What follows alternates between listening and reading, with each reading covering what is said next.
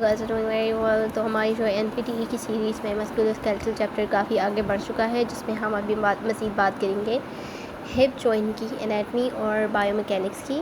तो hip joint में सबसे पहले ऑस्टियोलॉजी बोन की स्टडी की बात करें तो हमारे पास फीमर है, एसिटेबलम ऑफ पेल्विस है, जो कि हमारे पास मिलके एक जॉइंट बनाते हैं, जॉइंट कैविटी बनाते हैं, जिसे हम हिप रीजन बोलते हैं। तो फीमर की बात करें तो फीमर के जो हेड है, तो हेड जो है वो फीमर का 2/3 और उसका जो स्फेयर है वो डिप्रेशन एट इट्स सेंटर, और जो डिप्रेशन है सेंटर में उसको फोविया कहते हैं, fovea capitis femoris. Fovea capitis femoris जो है वो स्पेस है फोविया लिगामेंट ऑफ हेड के लिए, ठीक है। जो हेड का लिगामेंट अटैच होगा पेल्विस के साथ, उसके लिए हमारे पास फोविया कैपिटस होता है फेमोरस। हेड जो है वो ओरिएंटेड होता है सुपीरियरली, ठीक है, एंटीरियरली एंड मीडियली। इसकी जो ओरिएंटेशन हुई हुई है हेड ऑफ द फीमर की, उसकी ओरिएंटेशन सुपीरियरली हुई हुई है, मीडियली हुई हुई है और स्लाइटली एंटीरियरली हुई हुई है, ठीक है। आर्टिकुलर कार्टिलेज यहाँ पर जो है वो इंटायर हेड को कवर करता है except for the fovea capitis, क्योंकि यहाँ पर जो है वो लिगामेंट अटैच होना होता है, तो यहाँ पर जो है वो कैप्सुलर अटैचमेंट नहीं होती है। एंगल की बात करें, इंक्लिनेशन नॉर्मली होती है 150 डिग्री टू 125 डिग्री। अब जो यहाँ पर अगर जो है वो 125 से एंगल बढ़ जाता है तो वो होगा कॉक्सा वेल्गा, ठीक है। और अगर जो है ये एंगल डिक्रीज़ हो जाता है 155 डिग्री से तो वहाँ पर कॉक्सा वेरा होता है, ठीक है। वेरस और वेरम को वेल्गस और वेरम को, ठीक है। यहाँ वेल्गा वेलगम होता है, वेरस जो है वो वेरा होता है, ठीक है। तो गम से याद रखें, वेलगम, ठीक है। गम से चिपक जाते हैं तो वेलगम में नीज़ लॉक्ड होने की, नीज़ नहीं सॉरी हिप जॉइंट जो है वो लॉक हो जाएगा, तो वहाँ पर क्या हो जाएगा, वेलगस डेवलप हो जाएगा। और वेरा जो है उसमें हिप जॉइंट में इतना ज़्यादा स्पेस आ जाएगा कि वहाँ पर जो है वो एक बॉटल जो है ना, वो बॉटल जितना स्पेस मतलब क्रिएट हो जाएगा हिप जॉइंट के दरमियान, तो वहाँ पर जो है इतना लार्ज स्पेस है तो वो वेरा आ जाएगा। अब इसी को अगर हम नी पे अप्लाई करें तो जब ऊपर वेलगस होता है तो नीचे नी में वेरम डेवलप हो जाता है, ठीक है। ऊपर हिप में जब वेलगस डेवलप हो जाता है तो नी में वेरम डेवलप हो जाता है, और नी में जब वेलगस डेवलप होता है तो हिप में वेरम डेवलप हो जाता है, ठीक है। इसकी अपीयरेंस जो है वो आप एक दफ़ा गूगल पर चेक कर लीजिएगा तो ये ज़्यादा क्लियर हो जाएगा कि वेलगस कहाँ हो रहा है तो वेरम कहाँ हो रहा है, और अगर वेलगस और वेरम एक दूसरे के जो है वो ऑपोजिट नी और हिप जॉइंट काम करते हैं, ठीक है। तो फीमोरल लेग के एंगल जो है वो इंटीरियरली 10 to 15 डिग्री होता है फ्रॉम फ्रंटल प्लेन, और वो इसका जो है वो एंटीरियर टॉर्जन जो है वो एंगल भी बना रहा होता है, ठीक है। अब इसके दो एंगल्स होते हैं, एंटीवर्जन और रिट्रोवर्जन। एंटीवर्जन की बात करें तो ये एक्सेसिव होता है if anterior angle anti terrorism जो है वो एंगल 25 to 30 डिग्री से ज़्यादा होगा, तो ये एंटीवर्जन होगा। रिट्रोवर्जन की बात करें तो रिट्रोवर्जन कब होगा, जब 10 डिग्री से एंगल कम हो जाएगा, तो ये एक्सेसिव हो जाएगा इफ़ एंटी टॉर्जन जो है वो एंगल 10 डिग्री से कम होगा, सही। उसके बाद एसिटेबलम की बात करें, एसिटेबलम जो है वो सॉकेट होता है जिसके अंदर जो है वो हेड ऑफ द फीमर जाके फिक्स हो जाता है। तो एसिटेबलम की जो ओरिएंटेशन है वो लेटरली फेस करता है, इन्फीरियरली और एंटीरियरली उसकी प्लेसमेंट होती है। क्योंकि हिप जॉइंट का जो हेड है वो भी एंटीरियर प्लेसमेंट है तो इसकी भी एंटीरियर प्लेसमेंट होगी, ठीक है। इसके जो एसिटेबलम फेस करता है लेटरली, तब जाके जो मीडियल हेड है वो फीमर का वो जाके अटैच होगा लेटरल के साथ, मतलब हेड जो ऑफ फीमर जो है वो कॉन्वेक्स कैविटी है और जो हमारे पास एसिटेबलम है वो कॉनकेव कैविटी है, तो जाके तभी अटैच हो जाएगा उसके साथ और फिर जॉइंट बना लेगा, और स्लाइटली जो है ये इन्फीरियर होता है, ठीक है। Made of union between ischium, ilium और प्यूबिस। जो हमारा एसिटेबलम होता है ये 3 बोन्स का यूनियन होता है।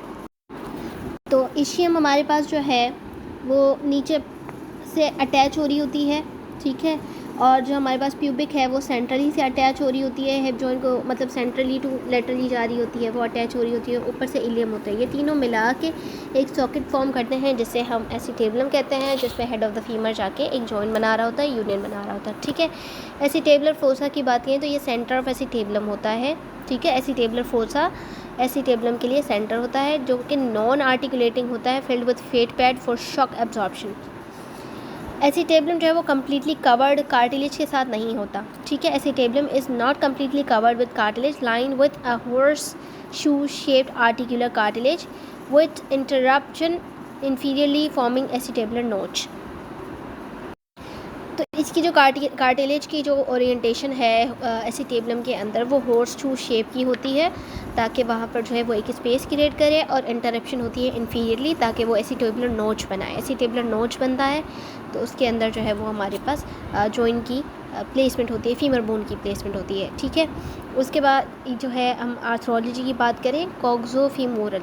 ठीक है, कॉक्सोफीमोरल जो है वो हमारे पास जॉइंट है। साइनोवियल जॉइंट होता है, ये कॉन्वेक्स फीमोरल हेड होता है जो कि कॉनकेव एसिटेबुलम के साथ बनता है, तो इसीलिए हम इसे कॉक्सोफीमोरल कह रहे हैं। ठीक है, बहुत स्टेबल जॉइंट होता है due to bony anatomy as well as strength of ligaments and capsule. इसको अगर हम शोल्डर जॉइंट के साथ कैप्सूल करें तो जो हमारा एसिटेबुलम है उसका डिप्रेशन जो है वो बहुत डीप है, जिसके अंदर हेड जो है वो जाके अटैच होता है। ठीक है, 2/3 ऑफ द हेड जो है वो फीमर का अटैच हो जाता है इसके अंदर, और बहुत ही ज़्यादा स्टेबिलिटी इसके अंदर जो है वो जॉइंट की आ जाती है। और इसके इर्द गिर्द जो कैप्सूल इनकैप्सुलेटेड होता है, इर्द गिर्द लिगामेंट्स यहाँ पर बहुत ज़्यादा होते हैं, इसी वजह से इसकी strength as compare to shoulder ज़्यादा होती है।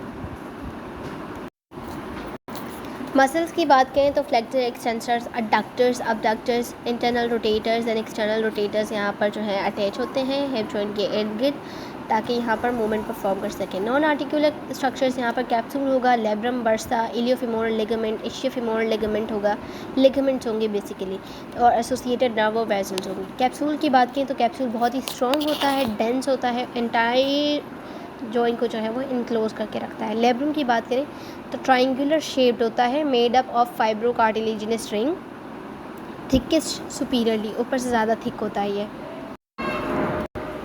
आज मैं कार्टिलेज को थोड़ा सा डिस्क्राइब कर दूँ, क्योंकि मेरी एक जो है वो स्टूडेंट ने कंप्लेन की थी कि थोड़ा सा जो है इसको एलेबरेट कर दें। तो हाँ, कार्टिलेज जो है ना वो 3 तरह के होते हैं, एक फिब्रो कार्टिलेज होता है, एक जो है हाइलिन कार्टिलेज होता है, एक इलास्टिक होता है। तो हाइलिन जो है वो मोस्ट कॉमन है, फाउंड होता है रिब में, नोज़ में, लेरिंक्स, ट्रेकिया में। ठीक है, हाइलिन कार्टिलेज जो है वो फ्लेक्सिबल होता है और रेजिलिएंट होता है। ठीक है, कॉन्ड्रोसाइट अपीयर स्फेरिकल, और इसके अंदर जो है ना कोलेजन जो है सिर्फ कोलेजन के फाइबर्स इसके अंदर मौजूद होते हैं। ठीक है, देन हमारे पास है फिब्रो कार्टिलेज, जो कि यूजुअली हमारे जॉइंट्स में पाया जाता है। Is found in intervertebral disc joint capsules में मोस्टली हमारे पास फाइब्रो कार्टिलेज होता है और लिगामेंट्स में होता है। फिब्रो कार्टिलेज जो है वो कंप्रेसिव और कंप्रेशन एंड टेंशन को रेजिस्ट करता है, मतलब जो फोर्सेस आती हैं हमारी जॉइंट्स पर, बोन्स पर, जो फोर्सेस आती हैं एक्सटर्नल, उसको जो है रेजिस्ट करने में, कंप्रेशन और टेंशन को रेजिस्ट करता है फिब्रो कार्टिलेज। ठीक है, तो फिब्रो कार्टिलेज इंटरवर्टिब्रल डिस्क चोइस कैप्सूल्स और लिगामेंट्स में पाया जाता है। उसके बाद हमारे पास इलास्टिक कार्टिलेज है, ये फाउंड होता है एक्सटर्नली में, एपिग्लोटिस में, लेरिंक्स में। तो इलास्टिक जो है ये हाईली बेंडेबल होता है, ईजिली बेंड हो जाता है। अब जो है ये लेब्रम की अटैचमेंट की बात कर लें, वापस आ जाते हैं हम इस टॉपिक पर, जिसमें हमारे पास जो है लेब्रम अटैच होता है to bony rim of acetabulum के साथ, ब्रिजिंग एसिटेबुलर नोच। ठीक है, ये सर्व करता है टू डीपन एसिटेबुलम, एसिटेबुलम का जो डिप्रेशन है उसको डीप करने के लिए, ताकि हेड जो है वो सही तरीके से फिक्स हो जाए। और इसकी जो इनर सरफेस है वो लाइन हुई होती है आर्टिकुलर कार्टिलेज के साथ, आउटर सरफेस कनेक्ट करती है टू जॉइंट कैप्सूल। लिगामेंट्स की बात करें तो यहाँ पर जो है हमारे पास बहुत सारे लिगामेंट्स और स्ट्रॉन्ग लिगामेंट्स यहाँ पर होते हैं। इलियोफीमोरल लिगामेंट वाई शेप का होता है, या लिगामेंट ऑफ वाइलो, 2 बैंड्स होते हैं, both starting from anterior inferior iliac spine. ठीक है, two medial running to distal intertrochanteric line. ठीक है, इनकी attachment medial running to distal trochanteric line तक आती है, lateral running to proximal aspect of intertrochanteric line, क्योंकि यहाँ पर 2 बैंड्स आ रहे हैं, तो दोनों की अटैचमेंट इंटरट्रोकेंट्रिक लाइन पर है, लेकिन एक मीडियल साइड से आ रहा है और एक लेटरल साइड से आ रहा है। ठीक है, वेरी स्ट्रॉन्ग होता है, both bands taught with extension and external rotation, lateral band taught होता है विद अबडक्शन। ठीक है, दोनों लिगामेंट सेपरेट एक मूवमेंट के अंदर टॉट हो जाते हैं और लेग्स हो जाते हैं, दूसरे मूवमेंट के अंदर तो फ्लेक्शन एक्सटेंशन और एक्सटर्नल रोटेशन में दोनों बैंड्स जो है वो टाइट हो जाते हैं, और लेटरल जो है वो बेंडिंग के दौरान लेटरल बैंड जो है वो अबडक्शन में टाइट हो जाता है। प्यूबोफीमोरल लिगामेंट जो कि प्यूबस से आता है और फीमर पर जाकर अटैच होता है। ठीक है, रन्स फ्रॉम इलियोपेक्टिनियल एमिनेंस से सुपीरियर रेमाई ऑफ प्यूबस। ठीक है, ऑब्चुरेटर क्रेस्ट और ऑब्चुरेटर मेम्ब्रेन, उसके बाद लेटरली ब्लेंडिंग विथ कैप्सूल। ठीक है, तो ये जो हमारे पास प्यूबोफीमोरल लिगामेंट है ये हमारे पास इलियोपेक्टिनियल एमिनेंस से आ रहा है। ठीक है, उसके बाद इसकी जो है सुपीरियर प्यूबिक रेमस, वहाँ से इसकी अटैचमेंट हो रही है ऑब्चुरेटर क्रेस्ट से और ऑब्चुरेटर मेम्ब्रेन से, और उसके बाद ये इनकी जो है वहाँ से निकल के ओरिजिनेट होके लेटरली रन कर रहा है, कैप्सूल के साथ इमर्ज हो जाता है। उसके बाद ये इंसर्ट हो जाता है सेम पॉइंट, मतलब कि हमारा जो इंटरट्रोकेंट्रिक लाइन है वहाँ पर जाके अटैच हो जाता है।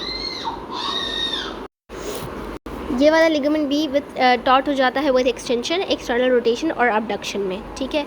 उसके बाद इशियो फेमोरल लिगामेंट की बात करें तो ये आता है runs from ischium posterior acetabulum superiorly laterally आता है वहाँ से, and blending with zona articularis attach to greater trochanter, greater trochanter और फीमर के साथ अटैच हो जाता है, ठीक है। पहले ओरिजिनेट कहाँ से हो रहा है, from ischium posterior acetabulum superiorly और लेटरली, ठीक है। Blending with zona articularis, zona articularis articular point है, आर्टिकुलर रीजन है, वहाँ से भी ब्लेंड हो रहा है उस रीजन पे, उसके बाद फिर वो ग्रेटर ट्रोकेंटिक पे आके अटैच हो रहा है। ये मीडियल रोटेशन, अबडक्शन और एक्सटेंशन में टाइट हो जाता है। जूना ऑर्बिक्यूलरिस, ठीक है। ये लिगामेंट जो है ये रन कर रहा होता है सर्कुलर पैटर्न में अराउंड फीमोरल नेक, ठीक है। Has no bony attachment but helps to hold head of femur in acetabulum. Inguinal ligament 12 to 14 centimetre long होता है, running from anterior superior iliac spine to medially and inferiorly attach to pubic tubercle, ठीक है। Inguinal ligament आ गया। उसके बाद forms tunnel for muscles, anterior arteries, veins and nerves. Then हमारे पास बर्सा आ जाता है, ठीक है। सब tendinous iliac bursa located between hip और प्यूबिस, हिप एंड ऑस प्यूबिस। उसके बाद ये हमारे पास हमारे मसल्स का चार्ट आ गया है। मसल्स का चार्ट जो है ये समरी होती है, मतलब चार्ट जो भी है ना ये समरी होती है, तो इनको एक्सप्लेन करने में और जो बाकी लेक्चर है उसको एक्सप्लेन करने में सेम टाइम जाता है। तो चार्ट की आप पिक्चर अगर कैप्चर करना चाहें तो आप स्क्रीनशॉट ले सकते हैं। उसके अलावा हम बढ़ते हैं आगे हमारे बर्सा की तरफ। इलियोपेक्टिनियल बर्सा जो between tendons of psoas psoas major iliacus and capsule के दरमियान होता है, lies close to femoral nerve. Ischiofemoral bursa between ischial tuberosity and gluteus maximus muscle lie करता है, and may cause pain in sciatica distribution, sciatic nerve distribution. Deep trochanteric bursa between gluteus maximus and posterior lateral greater trochanter. इसकी जो placement है deep trochanteric bursa की between gluteus maximus and posterior lateral greater trochanter, ठीक है। May cause pain with hip flexion, internal rotation due to compression of gluteus maximus, got it. उसके बाद हमारे पास है सुपरफिशियल ट्रोकेंट्रिक बर्सा, ये कहाँ लोकेटेड है, located over greater trochanter. In then हमारे पास इनोवेशन है, innervation of hip joint come from femoral obturator sciatic and superior gluteal nerves. Blood supply की बात करें, ब्लड सप्लाई है median and lateral femoral circumflex supply कर रही होती है प्रॉक्सिमल फीमर को। Femoral head is supplied by small branches of obturator artery, and then acetabulum is supplied by branches of superior and inferior gluteal arteries. And now is the last part of the hip biomechanics. coxofemoral joint जो हमारा था hip का acetabulum के साथ attachment, coxofemoral joint arthrokinematics osteokinematics occurs in opposite direction due to relationship of convex femoral head moving within concave acetabulum. इसकी भी biomechanics में जो मूवमेंट है आर्थ्रोकाइनेमेटिक्स है या ऑस्टियोकाइनेमेटिक्स की अगर हम बात करें तो ये मूवमेंट जो है वो ऑपोजिट डायरेक्शन में परफॉर्म हो रही होती है, just as the shoulder joint, क्योंकि यहाँ पर भी इसका रिलेशनशिप जो है वो कॉन्वेक्स कॉन्केव रूल के ऊपर बेस्ड है। Convex femoral head moving within the concave acetabular cavity, तो इसी वजह से इसका जो रिलेशनशिप है और उसकी वजह से जो इसकी मूवमेंट है ना वो ऑपोजिट डायरेक्शन में हो रही होती है, गॉट इट। और जो है हमारा हिप रीजन कंप्लीट हो गया है। कल इंशाल्लाह हम लोग जो है वो नी रीजन को शुरू करेंगे। नी रीजन को भी मैं कोशिश करूँगी कि अच्छे तरीके से एक्सप्लेन कर सकूँ, बट अगेन मैं आज फिर बताऊँगी आपको कि अपने सामने एटलस की बुक रखिएगा, देन इस टॉपिक को पढ़िएगा। उसके अलावा अगर कोई मसला हो या टॉपिक कोई समझ ना आ रहा हो या कोई स्पेसिफिक चीज़ जो है वो समझ ना आ रही हो या फ़्लो में कभी कभार कुछ हमसे मुंह से गलत निकल जाता है तो please let me know in the comment section below, और मैं जो है वो नेक्स्ट वीडियो में उसको क्लियर कर दूँगी। तब तक के लिए अल्लाह हाफ़िज़, यू सून।